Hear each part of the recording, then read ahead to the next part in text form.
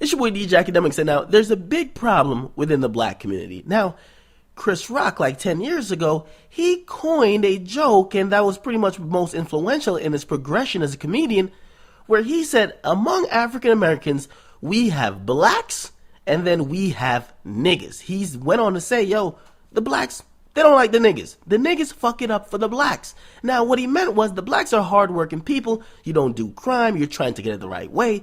You're going to school. You're trying to do something positive and legal. The niggas, they're trying to do everything illegal. They're doing the coonery. They're killing each other. They're selling drugs to their own people. They're poisoning their own community. They're fucking shooting up the place over fucking Jordans. Those are the niggas. Now, when you come into an encounter with someone that's not black, however, this is the sad thing, is that people, when they see you, they only think about the niggas. So they're like, oh shit, oh, you're black, you must be a nigga. Because we see more representation on the news of niggas. However, within the black community, we could separate the blacks who are really hardworking, non-criminals, versus the niggas who do the fuckery. Now, okay, so we have that distinction, right?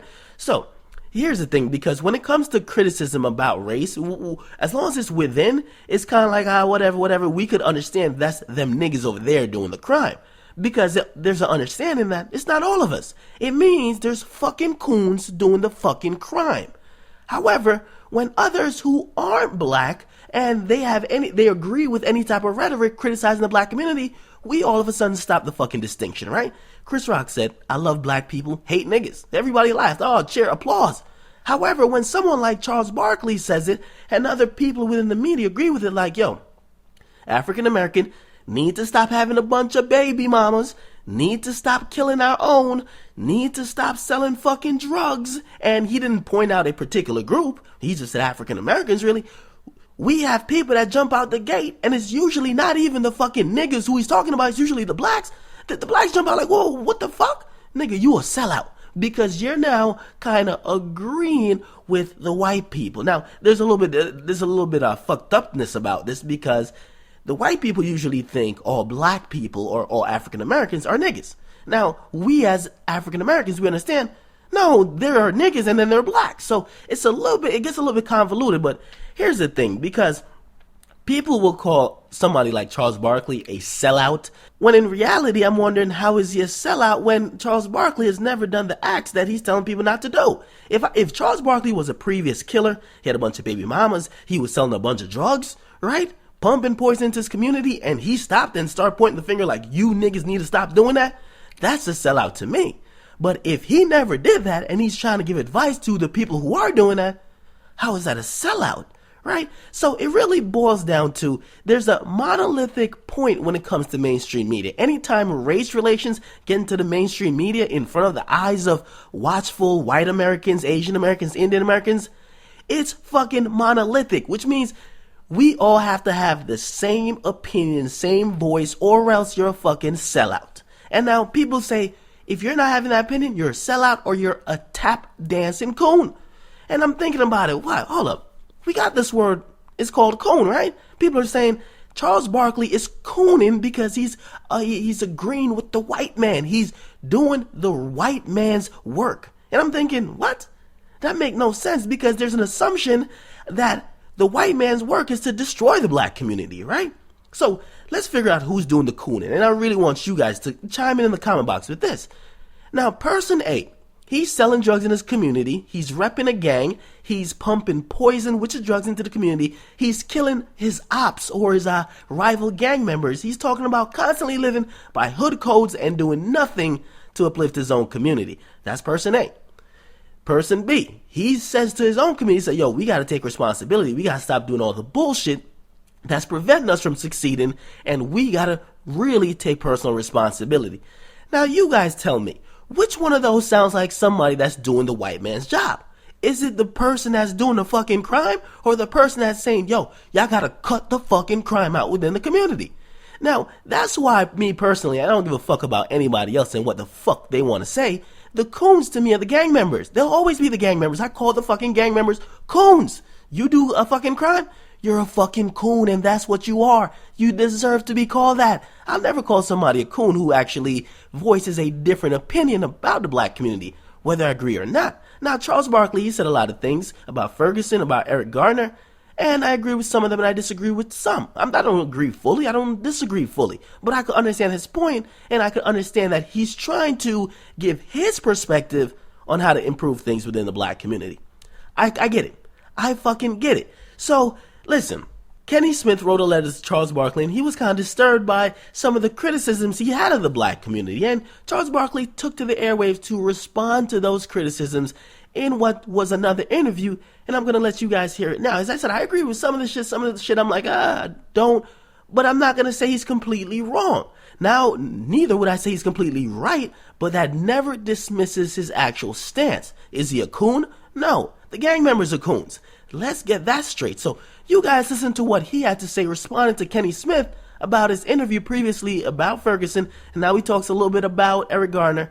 And you guys get in the comment box, man. It's your boy DJ Akademiks. React. I want to read all your reactions because this has become a heated debate. Is this not making sense? So get in the comment box. Definitely subscribe and listen to what Charles Barkley had to say. So I got to ask you first of all about the Kenny Smith open letter. Did you read that? I did read it. What did you think about Kenny Smith writing that open letter to you to trying to they'll get you to think in a different way about this? Well, Mike, every time something bad happened in the black community, we can't bring up slavery. I totally disagree with that.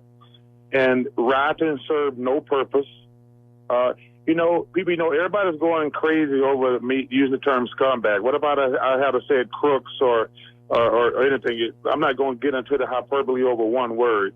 But I did not like the fact that he brought up slavery. That is ridiculous to bring up slavery.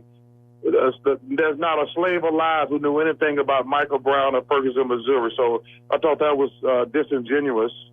I do. I think that was disingenuous. Listen, man, I know that I'm black, always going to be. I know anytime I disagree with black people, I'm going to be a sellout or Uncle Tom. But I'm going to try to always be fair, always be fair. I'm going to judge every individual on their own merits. But like I say, as a black man, I do understand racism does exist.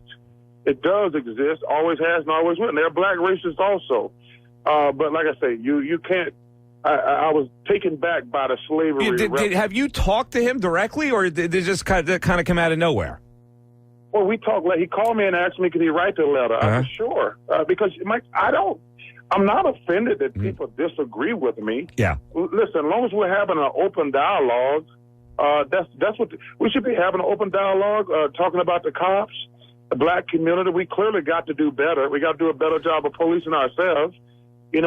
I don't blame all my ills on white folks. That's just ridiculous. Yeah. Well, let me get you to comment on this that he made. He said, as African Americans, we still know and feel that there are laws and jurisdictions that severely penalize the poor, and most importantly, African Americans greater than any other group. What is your opinion on that? Any group that's poor is at a disadvantage. You have to understand, if you're poor, whether you're white or black or Hispanic, you're going to probably more than likely, I'm in Philadelphia all summer. It's a travesty what they've done to the public school system. But that doesn't give you the right to break laws. You got to work. What are you going to do? You have to pull your bootstraps up and work harder. Every black person, every poor white person every poor Hispanic, they know they're at a disadvantage. But what can you do? Can you just let me break the law? Well, but he's saying that the law is slanted against African Americans because they don't get it. The law is. It's not just poor people. Like, they put you in jail. They used to put you in jail for doing a small amount of pot. And if you did cocaine, you didn't get near the time.